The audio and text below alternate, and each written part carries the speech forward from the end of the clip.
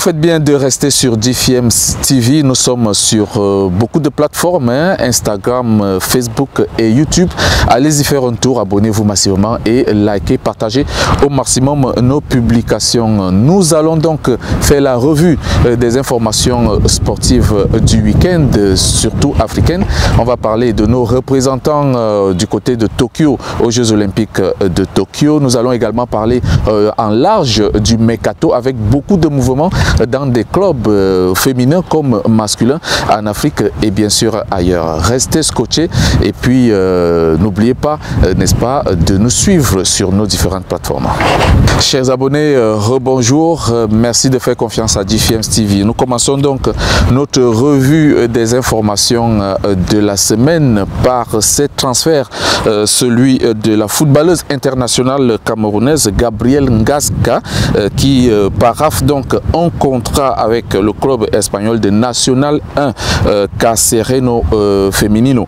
L'attaquante internationale camerounaise jouait jusqu'ici dans un autre club espagnol, la Solana Femenino, depuis 2018.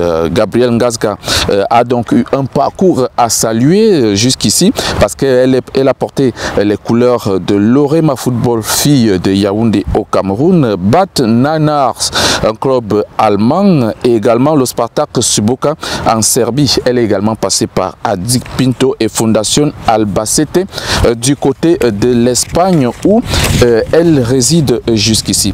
On va rester dans l'euphorie du mercato pour parler de l'international zambien Rodgers Kola qui s'est engagé officiellement avec le club tanzanien Azams Football Club pour 2 ans. Il a donc terminé son aventure avec Zanaco Football Club et la première ligue zambienne avec au total 14 buts inscrits cette saison, toutes compétitions confondues. Un autre mercato à saluer, ce sont les gardiens de but Suleiman Shaibou du Nigeria, 19 ans au compteur, et Badjo Siadi Ngusa, 24 ans de la République démocratique du Congo. Ces gardiens de but sont donc officiellement engagés avec le tout-puissant Mazembe pour 5 ans chacun.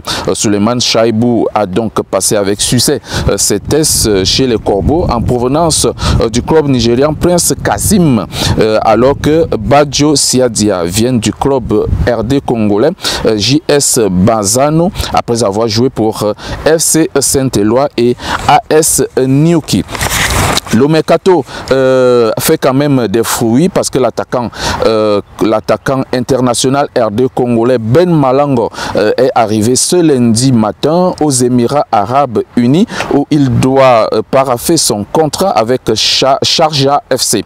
Arrivé au Raja de Casablanca en 2019 en provenance du tout-puissant Mazembe, Ben Malango s'est illustré cette saison avec 16 buts inscrits en Botola Pro 1 et 6 buts en Coupe de la CAF qu'il a d'ailleurs gagné avec le Raja de Casablanca. L'attaquant RD congolais est donc derrière le Camerounais Araina Lambert, meilleur buteur de la Coupe de la CAF avec 7 buts. Sharjah Football Club a misé 3 millions de dollars pour s'attacher des services du buteur du Raja Athletic Club de Casablanca. Un autre contrat, c'est celui du défenseur malien Isaka Samaka qui quitte donc le stade malien pour s'engager avec Oroya Athletic Club. L'arrière droit de 26 ans a participé au CHAN 2020 en janvier dernier au Cameroun avec les Aigles du Mali et son contrat avec Oroya AC court donc pour 3 ans. Il touchera une prime selon nos sources de 1 800 000 francs de salaire bien sûr et une prime à la signature de 18 millions de francs CFA. Voilà un peu quelques notes concernant le mercato. Nous allons continuer notre balade sportive avec les Jeux Olympiques et la version football. Les éléphants de Côte d'Ivoire seront donc face à leur destin ce mercredi en match comptant pour la 3e et dernière journée de phase de groupe des Jeux Olympiques de Tokyo 2021. Logé dans le groupe D, la Côte d'Ivoire a battu d'entrée l'Arabie Saoudite 1 but à 0 lors du premier match avant de faire match nul 0 but partout face face au Brésil, tenant du titre. Un point pourrait donc qualifier les éléphants de Côte d'Ivoire face à l'Allemagne ce mercredi. Du côté du groupe C, un autre représentant africain est à l'honneur, c'est l'Égypte qui jouera aussi ce mercredi son dernier match face à l'Australie. Après une défaite de 1-0 contre l'Argentine, les pharaons d'Égypte se sont réveillés malgré un match nul 0 but partout contre l'Espagne. Le dernier match de ce mercredi sera donc absolument déterminant face à l'équipe de l'Australie pour espérer passer au second tour. On va quand même aborder aussi la performance de la République sud-africaine qui est déjà out. Les Sud-Africains ont déjà enregistré deux défaites, 4-3 face à la France et 1-0 face au Japon. Le dernier match contre le Mexique ce mercredi sera donc pour l'honneur, mais il faut rentrer tête haute et pourquoi pas terminer avec une victoire face à l'équipe du Mexique, même si ça sera difficile.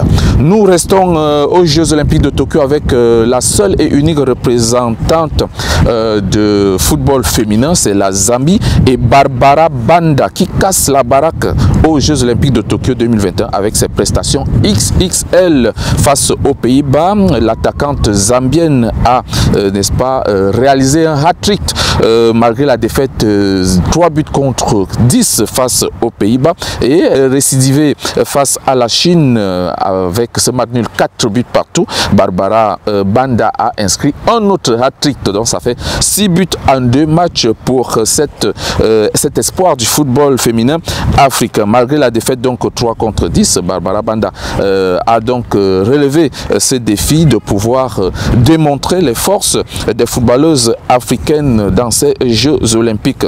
L'attaquante du club chinois Shanghai Shengli a claqué 2 triplés, il faut le noter, et on attend ce match de cet après-midi face au Brésil pour voir la confirmation de Barbara Banda, même si une victoire pourrait, pourquoi pas, donner une chance à l'équipe zambienne de passer au prochain tour, mais ça sera face à la grande équipe brésilienne. On compte carrément sur cette équipe qui est la seule équipe qui représente l'Afrique dans cette discipline.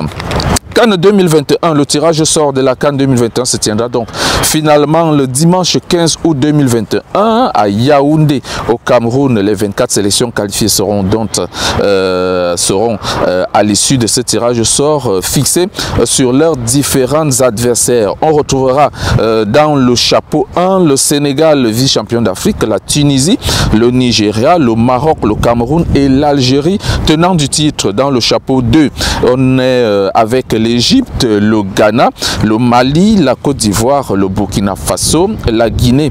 Et puis dans le chapeau 3, on va retrouver le Cap-Vert, le Gabon, la Mauritanie, le Zimbabwe et la Guinée-Bissau. Ensuite, le chapeau 4 sera composé du Mali, du Soudan, des Comores, de la Guinée équatoriale, de l'Éthiopie et puis de la Gambie. On va parler du Nigeria avec le gardien de but international A' du Cameroun du club Wiki Tourist qui a donc reçu une distinction de joueur du mois de juillet. Aloum Kolimba, puisqu'il s'agit de lui, a donc été récompensé par ses efforts depuis le début de la phase retour. Cet ancien joueur de Fovu de Baham, Lambaréné FC au Gabon, Aigle de Tchang ou encore Coton Sport de Garoua au Cameroun a donc montré qu'il pouvait arracher sa place de titulaire dans cette équipe de Wiki Tourist acquise depuis la phase retour. Cette équipe qui continue de lutter contre une place en ce championnat de première ligue nigériane. Notons que Wiki Tourist est classé 13e dans ce championnat et lutte contre la relégation. Bon vent donc à Aladoum Kolimba qui continue de faire de belles prestations du côté du Nigeria. On va avancer ou alors terminer notre balade sportive avec la Tanzanie et Simba Sport qui a remporté la finale de de la Coupe d'Azam, c'est la Coupe de Tanzanie sur d'autres termes. Cette équipe de Simba Sport a donc battu Young Africa Sport, son éternel rival, 1-0, et c'est à la 6e fois que l'équipe de Simba Sport remporte la Coupe de Tanzanie, dont elle était déjà tenant du titre. Un match entre les deux meilleures équipes de la Tanzanie avec un public de grands jours présent au stade Kigoma. C'est donc une saison pleine que réalisent les hommes de Didier Gomez, l'entraîneur de cette équipe de Simba Sport de Tanzanie, qui remporte la coupe et le championnat avec une participation en quart de finale de la Ligue des champions de la CAF. L'unique but de cette finale a été inscrit à la 79e minute par Tadeo Luanga. Mesdames, messieurs, chers abonnés, merci de rester fidèles au programme de GFMs TV. N'oubliez pas, abonnez-vous sur Instagram, sur YouTube et sur Facebook pour ne manquer aucune actualité sportive sur nos plateformes. Merci, à bientôt.